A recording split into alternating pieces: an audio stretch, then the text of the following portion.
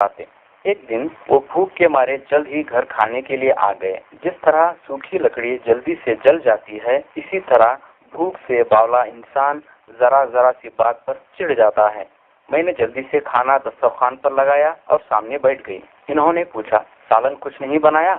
मैंने कहा, आपके दिए हुए पैसों में मुश्किल से दाल चावल बना रही हूँ, ऐसे में सालन कहाँ से बनाऊं? हफ्ते में एक बार सालन बनाना भी अब दुश्वार हो रहा है। गुस्से से वो बोले, तुम तो ऐसे कह रही हो जैसे तुम्हारी माँ तुम्हें हर खाने में 2 तरह के सालन बनाकर खिलाती थी। मुझे भी गुस्सा आया। मैंने कहा, वहाँ का नाम ना लेना। औरत गालियाँ सह सकती है, मार खा सकती है, मगर अपनी माँ की बेइज्जती बर्दाश्त नहीं कर सकती। ये बात वो बर्दाश्त ना कर सके और खाना छोड़कर चले गए। फिर क्या था, सीधे शराब के अड्डे पर गए। पेट खाली था, खूब शराब पी और नशे में रिक्शा चला रहे थे कि हादसा हो गया। शुक्र है जानी नुकसान नहीं हुआ, मगर रिक्शे की मरम्मत ने कर्जदार बना दिया। खर्च के टेंशन से ज्यादा पीने लगे। शराब ने इन्हें कहीं का ना छोड़ा। रात में घर झूमते आते और सो जाते। मैं इस दिन को हमेशा कोसती थी जिस दिन मेरी शादी सलीम से हुई थी, जिस दिन ये मुझे देखने के लिए आए थे। बड़े सीधे साधे थे। घर में एक माँ के अलावा कोई भी ना था। ये देखते हुए मेरी माँ और गली के बुजुर्गों ने मेरी शादी के लिए हाँ कर दी। मैं इस वक्त सोच भी नहीं सकती थी कि मेरी जिंदगी इस तरह करवट लेगी। इतना होने के बावजूद भी मैं सब्र करती, हिम्मत जुटाती। मेरी गोद खाली थी। मेरी सास बड़ी उम्मीद से मुझे दरगाह पर ले जाती, चादर चढ़ाती और दुआ करती कि रब मेरे बहू की गोद भर दे। एक मर्तबा हम दरगाह पर गए। मेरी सास दरगाह के खादिम के हाथों मजार पर चादर चढ़ा रही थी। खादिम ने पूछा, खाला जान, आप किस लिए चादर चढ़ा रही हैं?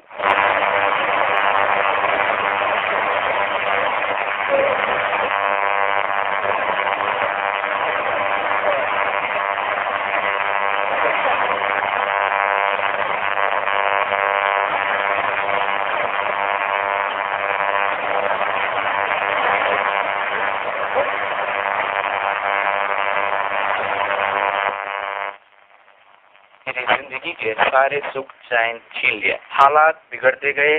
रफ्ता रफ्ता वो घर के सामान बेचने लगे। यहाँ तक कि मेरी सिलाई की मशीन भी बिक गई। मेरा जीना दुश्वार हो गया। मायके भी किस मुंह से जाती? मैं खुद जानती थी कि वहाँ के हालात भी सही नहीं। और छोटी 3 बहनें भी थी। इनकी जिम्मेदारी भी मेरी माँ पर थी। बूढ़ी सास क्या करती? शौहर अपनी जिम्मेदारियों से किनारा कशी कर रहे थे। मैं कितने दिन सब्र करती। अब तो खाने को भी मोहताज हो गए थे। तब मैं पड़ोसियों के बर्तन धोने लगी। 50-100 रुपये कहाँ तक साथ देते? घर भी खर्च के बोझ तले चला गया। अच्छा खासा घर नशे के हाथों बर्बाद हो गया। जवान शौहर हड्डियों का ढांचा बन गया। अब वो बेशरम भीख मांगता है। इससे शराब खरीद कर ख्याली जन्नत में गुम हो जाता है। मेरी सास बीमार है। इनकी तकलीफ ने मुझे आज पहली बार मस्जिद की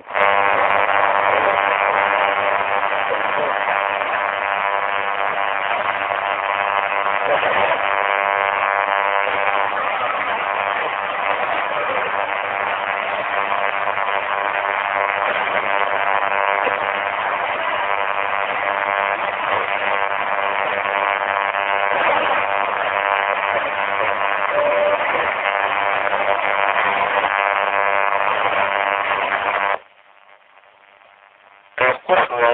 कहने लगे, आइए साले साहब, बहुत रोज के बाद आना हुआ, खैरियत तो है? मैंने कहा, हाँ सलीम साहब, अल्लाह का करम है। ऑफिस के काम से आया हुआ था, सोचा आपा से मिलता चलूं। सलीम ने आपा से कहा, देखो तुम्हारे भाई आए हैं, कुछ नाश्ता दो। मैंने कहा, नहीं, मैं नाश्ता करके आया हूँ। आपा बोली, चाय तो लीजिए। बस आपा ने चाय की प्याली लाकर थमा दी। हम दोनों चाय की चुस्की लेने लगे। मैंने कहा, सलीम साहब, रिक्शा नजर नहीं आ रहा। वो परेशान हो उठे। कहने लगे, गैराज में है। परसों इसका छोटा सा एक्सीडेंट हुआ था, इसलिए मरम्मत के लिए वहीं छोड़ा है। मैंने कहा, चलिए सलीम मियां, बाहर चलते हैं। वो बड़ी खुशी से मेरे साथ बाहर आए। रास्ते में हम बात करते चल रहे थे। इस दौरान मैंने उन्हें नसीहतन कुछ बातें कही और बातों बातों में हम मेरे हेड ऑफिस पहुंच गए। वहाँ के अफसर से मैंने कहा, साहब, आप जो कैंडिडेट को चाहते थे, मैं वैसे ही एक आदमी को लाया हूँ। ये मेरी बहन के शौहर हैं। इतना कहना था कि सलीम की आंखों से आंसू आ गए। वो हसरत भरी निगाहों से मुझे देखने लगा। इतने में अफसर ने कहा, अरे भाई, आपने तो कमाल कर दिया। मैं कब से एक अटेंडर की तलाश में था। कल मैंने आपसे कहा और आज आपने हाजिर कर दिया। मैंने कहा, सर आप इन्हें काम समझा दीजिए, एक काम कल से शुरू करेंगे। और फिर मैं चलता बना। चंद दिनों बाद पता चला कि सलीम इसी दफ्तर में काम कर रहे हैं और सबका अजीज बन गए हैं। अब वो बहुत बदल गए हैं। बीवी और माँ की भी बहुत परवाह करते हैं। सबसे कहते रहते हैं कि शराब की लत बहुत बुरी है, इससे इंसान हैवान बन जाता है। एक इंसान जो पराया होकर भी मेरी हमदर्दी और मेरे काम में आया तो इस वजह से मैं खुद से शर्माया। आपा मुझे बहुत दुआएं देती हैं। सुबह का बोला अगर शाम को घर वापस आए तो उसे भूला नहीं कहते। जिंदगी खुद को बरतने की अदा जानती है। जिंदगी खुद को बरतने की अदा जानती है। जिंदगी असल में क्या है ये सजा जानती है। सामाईन मुहतरम, अब तक आप समाज फरमा रहे थे कहानी आपा और इसको पेश फरमा रहे थे मोहतरम जनाब इमरान यादगिरी साहब। इसके साथ ही सामाईन हमारा आज का प्रोग्राम खत्म हुआ जाता है। इजाजत दीजिए अपनी मेजबान फातिमा मोमिन खान को। इंशाअल्लाह फिर मुलाकात होगी। तब तक के लिए आदाब, शब्बा खैर। आकाशवाणी धारवाड़।